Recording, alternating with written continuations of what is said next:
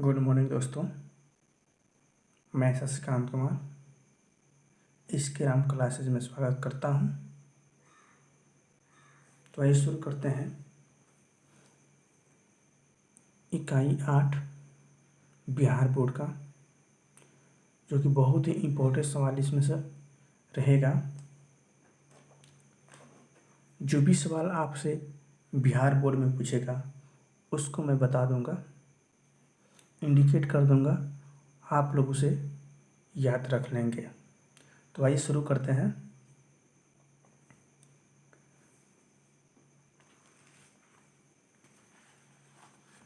Chapter है press संस्कृति एवं राष्ट्रवाद। इतिहास का एक लेसन है ये, प्रेस संस्कृति एवं राष्ट्रवाद। इसी चैप्टर का ऑब्जेक्टिव देखेंगे।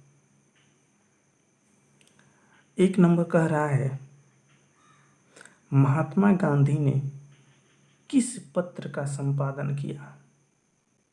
महात्मा गांधी ने किस पत्र का संपादन किया? ऑप्शन आपके सामने है। Commonwealth, young India, Bengali, Bihari. दोस्तों, इसका सही आंसर होगा यंग इंडिया। यंग इंडिया जो पत्रिका है उसका संपादन महात्मा गांधी ने किया है। 1 नंबर ये सवाल जो है बिहार बोर्ड में 2021 के लिए रामबाण के समान है। सो आप इसको याद कर लीजिएगा तो सबसे बेहतर होगा। उम्मीद करते हैं ये सवाल फिर से रिपीट करें 2021 में। 2 नंबर, किस पत्र ने रातों रात वर्नाक्यूलर प्रेस एक्ट से बचने के लिए, ध्यान दीजिएगा, किस पत्र ने रातों रात वर्नाक्यूलर प्रेस एक्ट से बचने के लिए अपनी भाषा बदल दी? ऑप्शन आपके सामने है। हरिजन, भारत मित्र, अमृता बाजार पत्रिका, हिंदुस्तान रिव्यू। सही आंसर क्या होगा इसमें? इसका सही आंसर होगा अमृत बाजार पत्रिका। अमृत बाजार पत्रिका रातों रात वर्नाक्यूलर प्रेस एक्ट से बचने के लिए अपनी भाषा बदल दी। उम्मीद करते हैं समझ पा रहे होंगे। आइए 3 नंबर देखते हैं। 13वीं सदी में किसने ब्लॉक प्रिंटिंग के नमूने यूरोप में पहुंचाए? 13वीं सदी में किसने ब्लॉक प्रिंटिंग के नमूने यूरोप में पहुंचाए? ऑप्शन आपके सामने है। Marco Polo, Nikitin, Itsing, Megasthenes. वो कौन सा व्यक्ति था? तो वो था आपका मार्को पोलो। मार्को पोलो ने क्या किया? 13वीं सदी में ब्लॉक प्रिंटिंग के नमूने यूरोप में पहुंचा दिया। ठीक है दोस्तों, आइए 4 नंबर सवाल देखते हैं।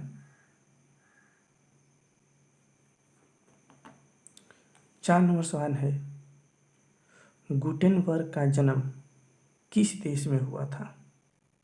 गुटेनबर्ग का जन्म किस देश में हुआ था? America, Germany, Japan, England. इसमें से सही आंसर क्या होगा? तो इसमें से सही आंसर होगा जर्मनी। गुटेनबर्ग का जन्म जर्मनी में हुआ था।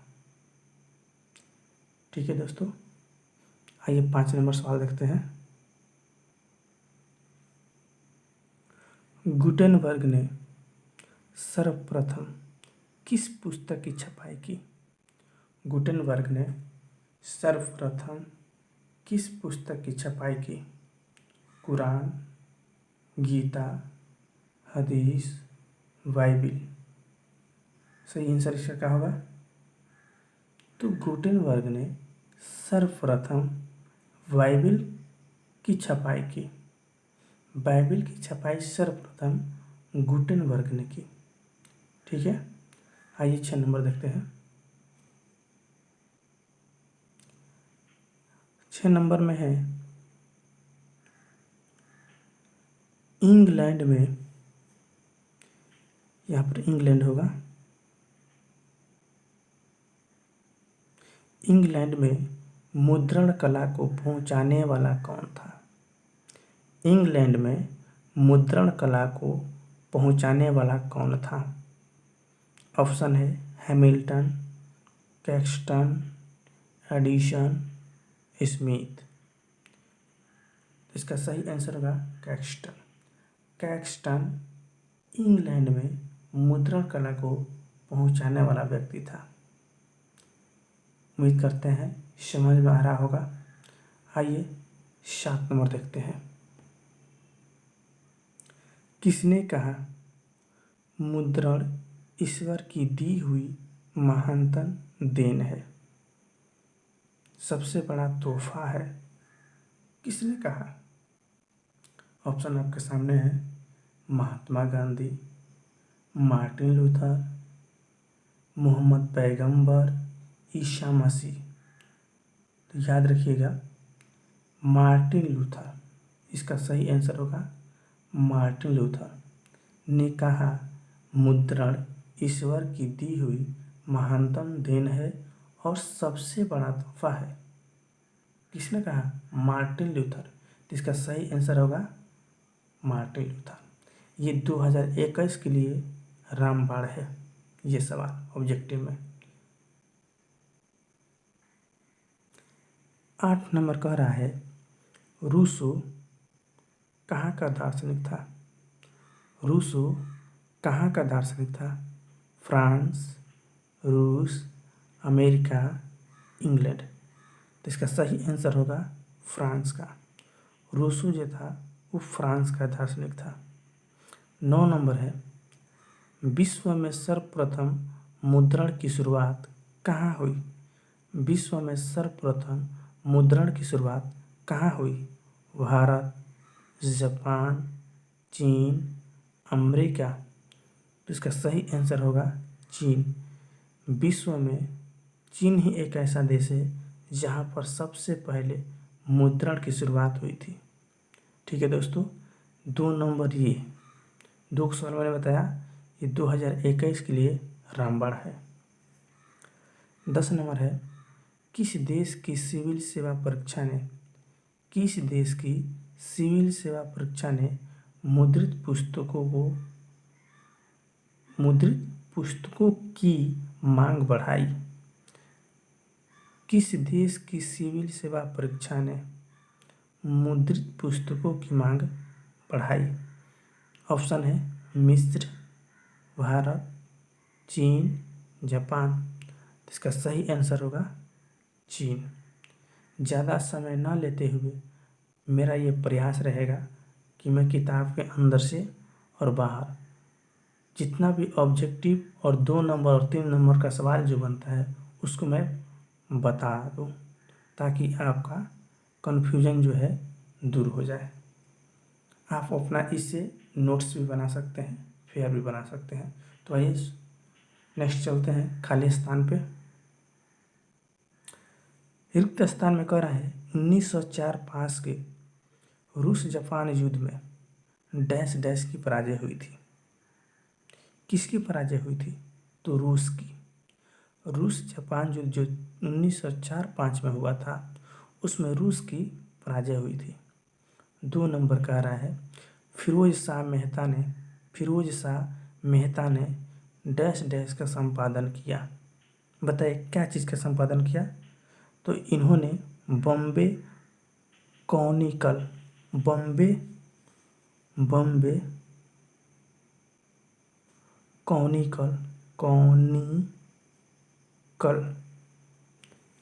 का संपादन किया। 3 नंबर है वर्नाक्युलर प्रेस एक्ट कब पारित हुआ? 1878 ईस्वी में पारित हुआ। और ये 3 नंबर सवाल रामबाण है 21 के लिए 2021। 4 नंबर है भारतीय समाचार पत्रों के मुक्तिदाता के रूप में डैश डैश को विभूषित किया गया। भारतीय समाचार पत्रों के मुक्तिदाता के रूप में डैश डैश को विभूषित किया गया। तो इसका सही आंसर होगा चार्ल्स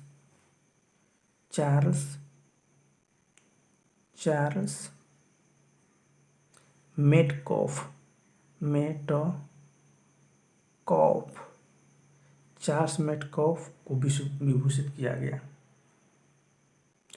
5 नंबर है, अल हिलाल का संपादन, ये भी बहुत पूछता है। अल हिलाल का संपादन डैश डैश ने किया। तो मौलाना आज़ाद ने किया। इसका सही आंसर होगा मौलाना आज़ाद।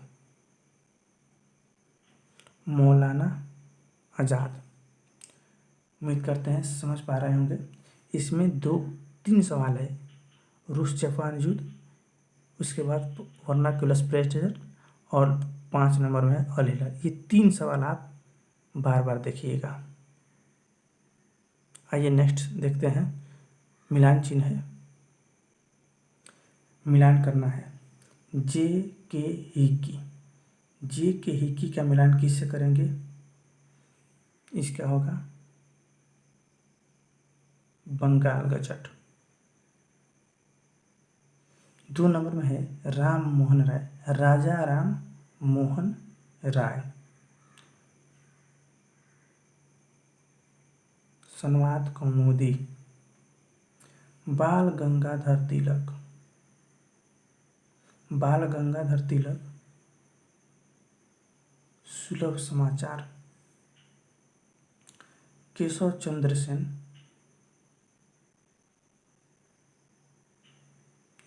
बाल गंगाधर तिलक मराठा होगा।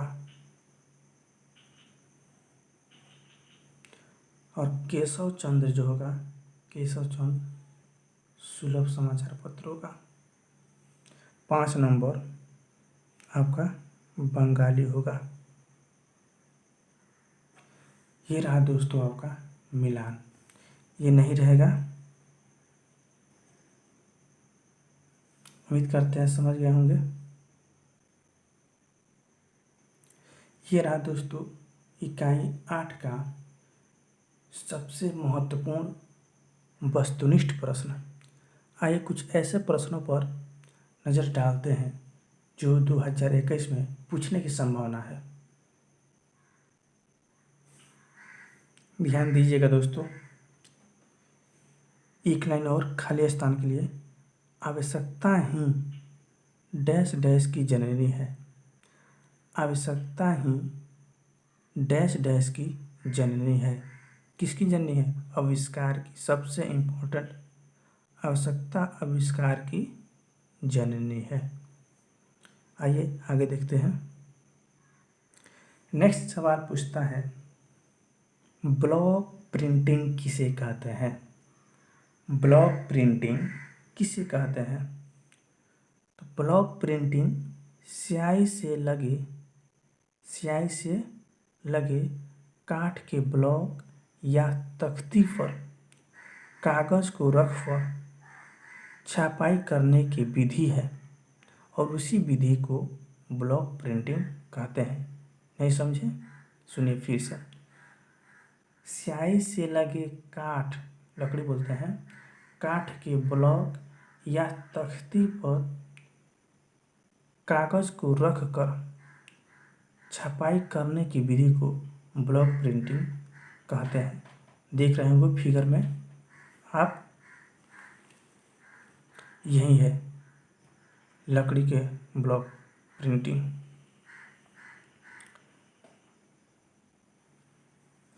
मुद्रण कला के आविष्कार और विकास का श्रेय चीन को जाता है। किसको जाता है? चीन को। 1041 ईस्वी में एक चीनी व्यक्ति पी सेंग ने मिट्टी के मुद्रण बनाए। 1041 ईस्वी में एक चीनी व्यक्ति पी सेंग ने मिट्टी के मुद्रण बनाए। अब पहले भी मैंने चैप्टर का अंत में जो ऑब्जेक्टिव बताया था कि मुद्रण कला का जो विकास का श्रेय जाता है वो किसको जाता है, चीन को जाता हो। और यहाँ पर चीन जो है हमने आपको बता भी दिया। तो उम्मीद करते हैं समझ में आ रहा होगा। आइए नेक्स्ट देखते हैं। 1336 ईस्वी में 1336 ईस्वी में प्रथम पेपर मिल की स्थापना जर्मनी में हुई। 1336 ईस्वी में प्रथम पेपर मिल की स्थापना जर्मनी में हुई। याद रहना चाहिए कि प्रथम पेपर मिल की स्थापना कहाँ हुई, जर्मनी में। कब, 1336 में। इसको देखते हैं, विस्मत धातु। विस्मत धातु क्या है? तो इसकी विशेषता यह है कि यह ठंडा होने पर, कौन, विस्मत धातु, इसकी खासियत यह है कि यह ठंडा होने पर फैलता है। और फैलने के कारण क्या होता है कि धातुओं के ठंडा होने पर होने वाले संकोचन की भरपाई हो सके और परिमाण की सततता बनी रहे, इसलिए इस धातु का प्रयोग किया जाता था। नेक्स्ट देखते हैं, 1475 ईस्वी में सर विलियम, कौन, सर विलियम कैक्सटन। मैंने बताया है एक बार और, ऑब्जेक्टिव जो चैप्टर का अंत में था। 1475 ईस्वी में सर विलियम कैक्सटन मुद्रण कला को इंग्लैंड में लाए। कहाँ लाए, इंग्लैंड में लाए, तथा वेस्टमिंस्टर कस्बे में उनका प्रथम प्रेस स्थापित हुआ। पुर्तगाल में इसकी शुरुआत, मुद्रण कला की शुरुआत 1544 ईस्वी में हुई। उसके बाद यह आधुनिक रूप में, उसके बाद कब, 1544 के बाद आधुनिक रूप में विश्व के अन्य देशों में पहुंची। तो इंग्लैंड में कौन लाया है, सर विलियम कैक्सटन। और कब लाया है, तो 1475 में। ठीक है, बात करते हैं आधुनिक भारतीय प्रेस का। आधुनिक भारतीय प्रेस का प्रारंभ 1766 ईस्वी में, कब, 1766 ईस्वी में विलियम वोल्टस द्वारा एक समाचार पत्र के प्रकाशन से शुरू हुआ, परंतु ईस्ट इंडिया कंपनी के उनके कार्यों से नाखुश होकर उन्हें इंग्लैंड भेज दिया। ईस्ट इंडिया कंपनी ने, जो ईस्ट इंडिया कंपनी उस समय थी भारत में, उनके कार्यों से नाखुश होकर के उन्हें क्या कर दिया, इंग्लैंड भेज दिया। और 1780 में जे के हिकी ने, कौन, जे के हिकी ने बंगाल गजट नामक, कौन, बंगाल गजट नामक समाचार पत्र प्रकाशित किया। तो अभी किताब के अंत में मैंने बताया कि बंगाल गजट पत्रिका का संपादन किसने किया, तो जे के हिकी। ये इम्पोर्टेंट सवाल है, भारत से आता है, कई बार रिपीट भी किया हुआ, आप क्वेश्चन बैंक उठाकर देख सकते हैं, है ना। दूसरी बात देखते हैं, दूसरी बात यह है कि नवंबर 1780 में प्रकाशित इंडिया गजट, ये दूसरी पत्रिका है। कैसी पत्रिका, भारतीय पत्रिका। तो नवंबर 1780 में दूसरी पत्रिका इंडिया गजट, है ना, का प्रकाशन किया गया। 18वीं सदी के अंत तक बंगाल में कलकत्ता कैरियर, एशियाटिक मिरर तथा ओरिएंटल स्टार, बम्बई गजट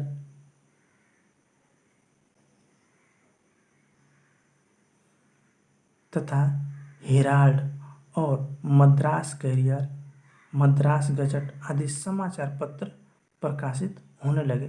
तो इतना सा आपको मतलब नहीं है। दो चीज़ याद रखना है, बंगाल गजट कब 1780 में पहली पत्रिका थी, दूसरी पत्रिका 1780 में ही इंडिया गजट, ये दो से आपको मतलब है। आइए नेक्स्ट देखते हैं।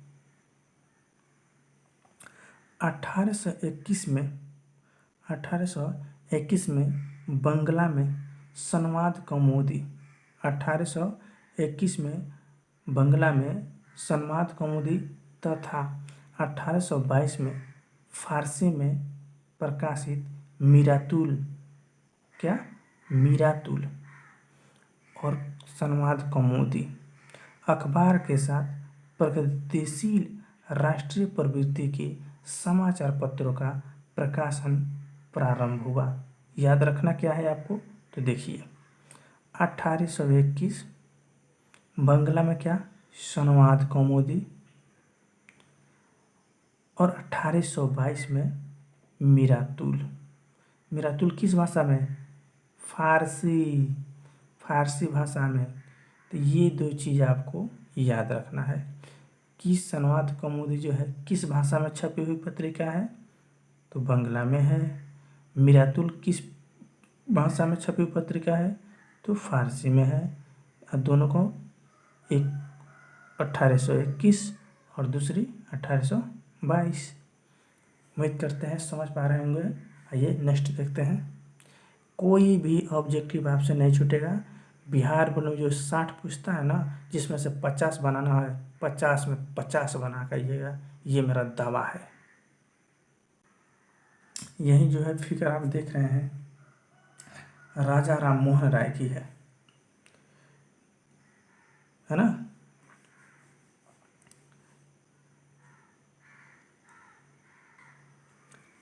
अंग्रेजी में ब्राह्मणिकल मैगनीज भी राम मोहन राय ने निकाला था। जो पत्रिका को हमने बताया संवाद कौमुदी मीरातुल, इसकी प्रकाशन जो है इसका संस्थापक राजा राम मोहन राय ही थे, है ना, जिन्होंने सामाजिक धार्मिक सुधार आंदोलन का हथियार भी बनाया। 1822 में बम्बई से गुजराती भाषा में दैनिक बम्बई समाचार पत्र निकलने लगे। कहाँ से, दैनिक बम्बई जो समाचार पत्र है, दैनिक बम्बई किस भाषा में छपने लगे, गुजराती भाषा में। द्वारकानाथ टैगोर, प्रसन्न कुमार टैगोर तथा राम मोहन राय के प्रयास से 1830 में वंगदत्त की स्थापना हुई। 1830 में वंगदत्त की स्थापना किसके द्वारा किया गया, द्वारकानाथ टैगोर, प्रसन्न कुमार टैगोर तथा राम मोहन राय, ये तीन व्यक्ति के प्रयास से 1830 में वंगदत्त की स्थापना हुई। नेक्स्ट देखते हैं 1831 में, ये 1830 की बात है जो कि वंगदत्त की स्थापना हुई तीन लोगों के प्रयास से। 1831 में जामे जमेशद, 1831 में जामे जमशीद, पहले गलती बोला था मैंने, 1831 में जामे जमशीद और 1851 में गुफ्तार तथा अखबार सौदागर का प्रकाशन आरंभ हुआ। याद रखना है, आपको कन्फ्यूजन होगा यहाँ पर। तो देखिए द्वारकानाथ टैगोर, प्रसन्न कुमार टैगोर और राम मोहन राय, ये तीन लोगों ने मिल करके 1830 में वंगदत्त की स्थापना की। दूसरी बात, जामे जमशेद की स्थापना कब हुई, 1831 में हुई। नेक्स्ट, गुफ्तार तथा अखबार सौदागर का प्रकाशन कब हुआ, तो 1851 में। गुफ्तार तथा अखबार सौदागर, इसका प्रकाशन 1851 में हुआ। उम्मीद करते हैं समझ पा रहे होंगे।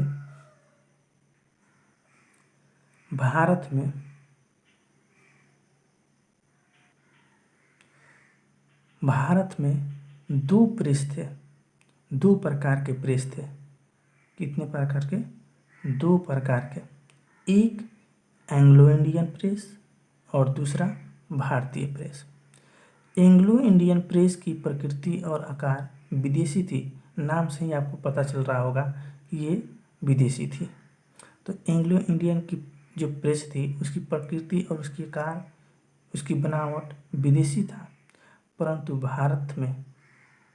भारतीयों में फूट डालो और शासन करो का पक्षधर था। यह दो संप्रदायों के बीच एकता के प्रयास का घोर आलोचक था। ठीक है, आइए नेक्स्ट देखते हैं। 20वीं सदी में प्रवेश करते हैं थोड़ा। भारतीय प्रेस अंग्रेजी तथा अन्य भारतीय भाषाओं में प्रकाशित होते थे। ये तो सबसे बड़ी खासियत भारत की, कि जो भी काम करता है तो पूरी दुनिया में डंका बज जाता है। 19वीं तथा 20वीं सदी में राम मोहन राय, सुरेंद्रनाथ बनर्जी, बाल गंगाधर तिलक, दादा भाई नौरोजी, जवाहरलाल नेहरू, महात्मा गांधी, मोहम्मद अली, मौलाना आज़ाद आदि ने भारतीय प्रेस को शक्तिशाली तथा प्रभावकारी बनाया। ठीक है दोस्तों, 19वीं सदी में अंग्रेजों द्वारा संपादित कई समाचार पत्र थे। 19वीं सदी में ध्यान दीजिएगा, 19वीं सदी में अंग्रेजों द्वारा संपादित समाचार पत्र कई थे, जिसमें में एक नंबर टाइम्स ऑफ इंडिया 1861 में। याद रखिए, टाइम्स ऑफ इंडिया कब प्रकाशित हुई थी? 1861 में। स्टेट्समैन 1875 में। स्टेट्समैन 1875 में। इंग्लिशमैन कलकत्ता से।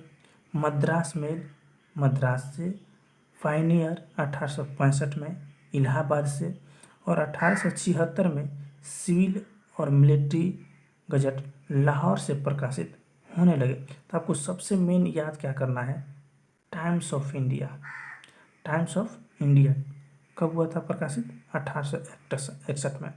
और स्टेट्समैन 1875 में। ये दो चीज़ आपको याद रखना है। ये जो है ईश्वर चंद्र विद्यासागर जी हैं। 1858 में ईश्वर चंद्र विद्यासागर ने सोम प्रकाश, ये आपको याद रखना है, सोम प्रकाश का प्रकाशन साप्ताहिक रूप में बंगला में किया। किस भाषा में? बंगला में किया। कब किया? 1858 में। लंदन में संवाददाता सुरेंद्रनाथ टैगोर और मनमोहन घोष ने इंडियन मिरर का प्रकाशन शुरू किया। लंदन में, कहाँ? लंदन में संवाददाता सुरेंद्रनाथ टैगोर और मनमोहन घोष ने इंडियन मिरर का प्रकाशन शुरू किया। तो इंडियन मिरर का प्रकाशन कहाँ शुरू हुआ? लंदन में। नेक्स्ट, केशव चंद्र सेन ने सुलभ समाचार का बंगला में दैनिक प्रकाशन किया। तो सुलभ समाचार पत्र का प्रकाशन किस भाषा में हुआ? तो बंगला में हुआ। किसने किया? केशव चंद्र सेन ने किया। केशव चंद्र सेन के द्वारा सुलभ समाचार पत्र का बंगला में प्रकाशन शुरू हुआ। तो आइए नेक्स्ट देखते हैं। मोतीलाल घोष, याद रखना है दोस्तों, 1868 से अंग्रेजी बांग्ला दोनों भाषा में साप्ताहिक के रूप में अमृत बाजार पत्रिका का प्रेस के इतिहास में महत्वपूर्ण स्थान है। लास्ट में भी मैंने बताया था, सॉरी शुरू में ही, जो चैप्टर का अंत में जो ऑब्जेक्टिव बनता है, अमृत बाजार पत्रिका 1868 में। 1878 में लिटन के वर्नाक्यूलर प्रेस एक्ट से, तो वर्नाक्यूलर प्रेस एक्ट कब प्रकाशित हुआ था? 1878 में। ये चीज़ याद रखना है। 1862 में एम जी राणा डे ने इंदु प्रकाशन तथा फिरोज शाह मेहता ने 1913 में बॉम्बे कॉनिकल का प्रकाशन शुरू किया। ये सवाल मैंने शुरू में ही बताया है कि बॉम्बे कॉनिकल का प्रकाशन कब किया गया? तो 1913 में। कौन किया? फिरोज शाह मेहता ने किया। गांधी जी ने यंग इंडिया तथा हरिजन के माध्यम गांधी जी ने यंग इंडिया तथा हरिजन के माध्यम से अपने विचारों एवं राष्ट्रवादी आंदोलन का प्रचार किया। तो कहने का मतलब ये हुआ कि यंग इंडिया और हरिजन ये दो जो पत्रिका है का संपादन किसने किया? तो महात्मा गांधी, यानी शॉर्ट में कहे तो एम के गांधी। मौलाना आज़ाद के संपादन में 1912 में अल हिलाल और 1913 में अल बिलाग कलकत्ता से निकलना शुरू हुआ। तो अल बिलाग और अल हिलाल का संपादन किसने किया? तो मौलाना आज़ाद ने। इस भी याद रखना है, अल हिलाल 1912 में और अल बिलाग 1913 में। तो दोस्तों ये रहा आपका इकाई 8 का मेन सबसे इम्पोर्टेंट, सबसे महत्वपूर्ण और रामबाण के समान ऑब्जेक्टिव। जो भी बिहार बोर्ड में आपका जो ऑब्जेक्टिव पूछेगा यहीं से पूछेगा, इसके अलावा कहीं से नहीं पूछेगा। प्रेस, संस्कृति तथा राष्ट्रवाद यही चैप्टर था और इसका जितना भी ऑब्जेक्टिव बना किताब के अंदर से और बाहर से मैंने बता दिया। अगर वीडियो पसंद आई हो तो दोस्तों एक लाइक तो ज़रूर बनता है और इसको ज़्यादा से ज़्यादा शेयर कीजिए और मेरे चैनल को सब्सक्राइब कीजिए। मैं क्रमानुसार सभी विषयों का ऑब्जेक्टिव और सब्जेक्टिव बताने का प्रयास करूँगा। जय हिंद।